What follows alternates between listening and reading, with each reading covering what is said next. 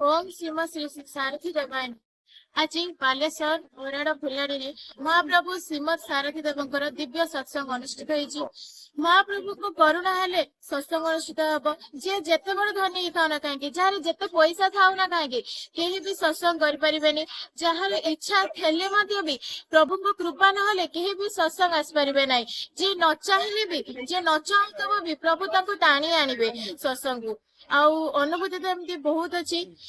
थरे मो स्कॉलरशिप परीक्षा देवाई जाऊली किसी पढ़ी नी एमती पढ़ी महाप्रभु श्रीमद सारथी देव नाम नहीं मुझे जहाँ पारिली परीक्षा करदे आसली जहाँ पारिली मु समस्त को कहता हे परीक्षा किसी हेनी मु पाइबिनी किसी हेनी सब शून्य रही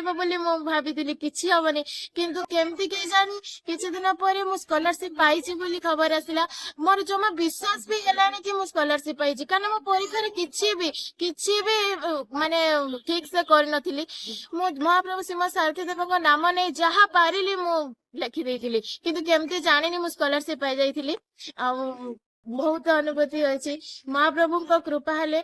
समस्ते सत्संग करि परिबे एति कहूची हरिओम जय श्रीमद सारथी।